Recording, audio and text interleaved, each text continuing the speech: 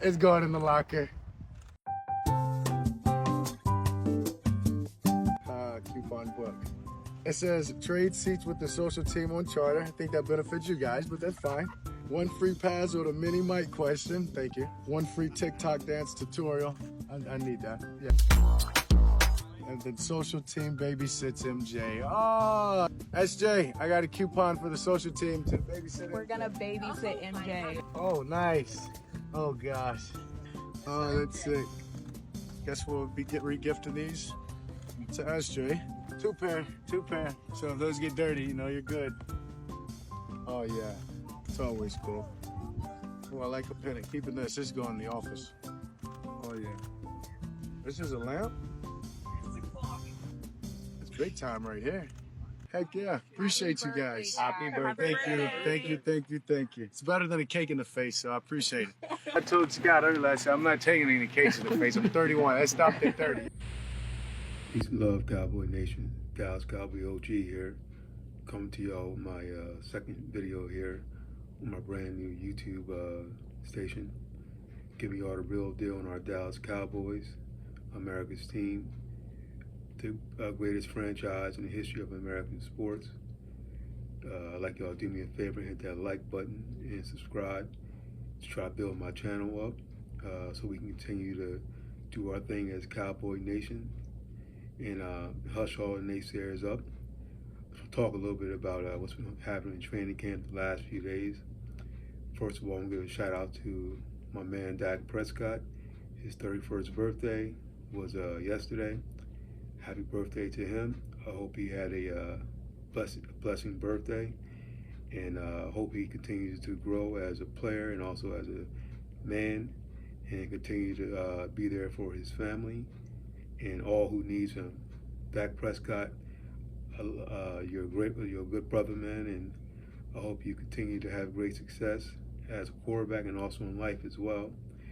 You get a lot of unfair flack that's not warranted to you by haters and sometimes even in your own fan base, but pay them no mind because a lot of them are just ignorant and they're miserable people. So, and miserable people don't like to see people happy. So continue to do you, man. I'm happy to have you as our leader and the face of our franchise. And I'm almost 50 years old, and I've never seen a quarterback get so much scrutiny and be so overanalyzed. It's ridiculous, man. By the national media, you got fools like Dan Orlovsky on TV, saying that he's the top 7 quarterback in the NFC. You know, an All-Pro, a guy who's MVP runner-up, is the 7th best quarterback in the NFC. This is the foolery we got to deal with all the time. Buffoonery. You know, fools get on TV and say anything just to get clicks and views and attention. You know, so Dak, still do you, man. I'm proud to have you as my quarterback. I also want to talk a little bit about training camp. You know, his pass come on today. We're going to see what happens. I'm waiting to see what happens in the trenches, specifically offensive and defensive line. I can't wait to see Tyler Guyton, put the pads on Cooper Beebe, our 2 rookies. I think they will wind up being starters. From last week, Tyler Guyton was working with the first team. He had some reps against Micah. He did very well from what I observed there.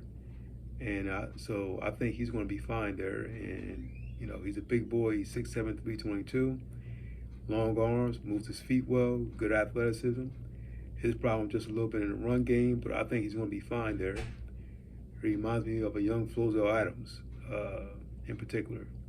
Flozell was built like him, you know, and he had a demeanor of a Flozell Adams. I think Tyler Guyton is going to be a good left tackle for us for the next 10 years. Cooper Beebe also, he's exactly what we need at center. He's a big, nasty inside offensive lineman who I thought was the best interior lineman coming out of college this year. He did very well in college, especially against the 2 dynamic Texas defensive tackles, Byron Murphy, T'Vondre Sweat. He handled them like they were his children, so I think he's going to do very well for us in that middle.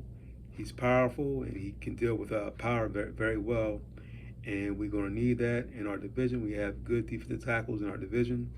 the Eagles, Commanders, and also the Giants got good guys inside. So I think Cooper Beebe is going to help us very well there, and he's going to be a good center for us coming in the future as well. We haven't had one since Travis Frederick, so I think Cooper Beebe is going to be just fine there. And he has a good mentor right beside him, Zach Martin, who I think he's going to learn a lot from, and he's going to grow through preseason and regular season. And, there's going to be some hiccups with two rookies on the offensive line, but I think that overall we're going to be just fine there. And next, I can't wait to see the Mozzie Smith, how he has came along now. I heard that he's put weight back on. He's 310, 315 around there. I was concerned when he hurt his shoulder because he wasn't going to be able to lift weights, on how he's going to keep his strength and his size as well. He lost a lot of weight last year, but I'm happy to hear that he's put some weight back on and got his strength back, and his mind's in the right place as well. Because if the mind is not there, nothing else will be there. So I'm glad he got that mind straight, and he's ready to go. And I think Mike Zim's going to get the best out of him. Also out of Justin Rogers, our other rookie we have, big 330-pound guy who's stout against the run and good against double teams. Those two guys will be very instrumental on how our run game does, especially through them A gaps and B gaps. And I think we're going to be fine there. It's going to be some growing pains in the beginning probably, but I think that those two guys will grow as the season goes along. And don't be surprised they're bringing a veteran either as well, once they get a look at what they have these next couple of weeks in camp. Also, Marshawn Nealon, he's taking Sam Williams' spot. Sam Williams, unfortunately, tore his ACL, the inside of the knee ligament, which is a very gruesome injury and a very long process to rehab from. I'm sure Sam's going to be fine, and I pray that he gets well and be ready to go next year. And I hope that his rehab is very successful, and that his mind stays in the right place where he doesn't get down on himself, because this is a National Football League, and football is a sport, unfortunately, where we have injuries, and unfortunately he was a casualty of that. But Sam, I'm praying for you, man. I hope you come back strong and get healthy, man. Marshawn Nealon, he's a big 6'3", 267-pound defensive end who's very good against the run. Coming out of college, he's one of my favorite DNs. He has a good arm length, and he's very, very relentless. So I think he's going to be fine over there on that right side of the defensive line. He has a good guy in Tank to learn from, so I think he's going to be good over there. There's going to be some growing pains. It's going to be a little bit of a challenge, probably. That's why these pads come on. I can't wait to see what happens when he goes against, our offensive line. See how he fares in there. He's probably going to be lined up against Tyler Guyton a lot too as well. Two rookies, so see how that goes. But I think he's going to be good over there. And they're going to bring in probably a veteran, whether it's trade or through the waiver wire, and for depth purposes, which we need. But I think Nealon's going to be okay over there. Like I said, he's a guy who I like coming out of college because he's very, very stout on that edge, which we had trouble with stopping and run. A lot of our big run plays came on that edge, so I think he's going to be good over there for us. Linebackers, I can't wait to see what Maris does. From what I've been observing in camp, he's been fine all over the field, making plays. But of course, linebackers and running backs, you really can't tell until they put the pads on. But he's a very, very, very relentless guy who likes to fly around, and he likes to throw his body around. So I can't wait to see what he does, along with Eric Kendricks against our running backs, Zeke and Rico. I can't wait to see how they do against each other, because when the pads come on, you can really see running backs and linebackers, how they perform. You can't really tell on shorts and t-shirts, but when the pads come on, that's when you really can see really those two positions specifically, because they're very, very high collision positions. So I cannot wait to see how that goes. And I can't wait to see the receivers. Jalen Tolbert, Jalen Brooks. Been making plays in these last few days in camp, so I can't wait to see how they do. Jalen Tolbert, I hear that he's taking another step forward. And if he's able to grow and getting better than he was last year, I think he'll take our offense to another level. Offense will be better even than what it was last year, especially the passing game. And I think Dak Prescott is going to have a better year than he did last year. Every quarterback in Mike McCarthy's system got better every year they was in that system. And so I think Dak Prescott would be as good or even better than he was last year, where he threw 36 touchdowns, 8 interceptions. Best touchdown interception ratio in the NFL, right? But no one talks about that. But we are, because we know how good Dak is. But yeah, I expect those receivers, those young guys, Brooks, he has long arms, he has strong hands, and will catch balls in traffic. And he has a tough mindset, which I like. So I think those two will really, really grow as the preseason goes along into the regular season. And if that happens, watch out. Watch out for the rest of the league.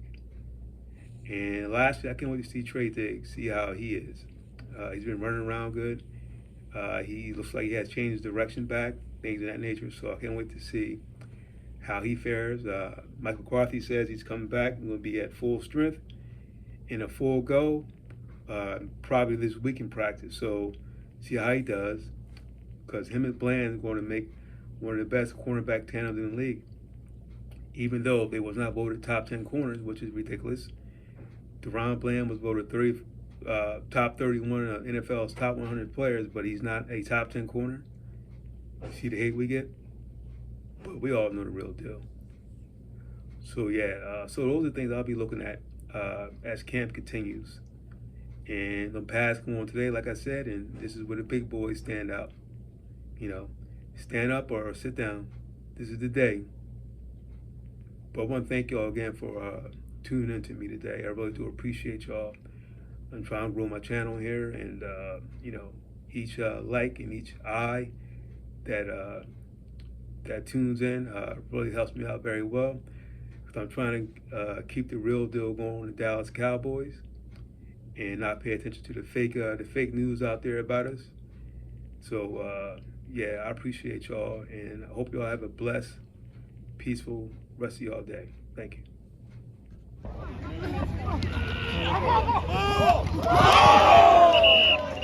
Duke, I know that you worked with him before rookie minicamp started and all that. How much did you get to work with him after? Every day. Every day. I didn't take a trip. I didn't go on vacation. I stayed and worked with Duke every single day. What do you think that you got out of that? One, I got stronger. I feel like I toned up my body right, and I also refined my technique within my set and my hands.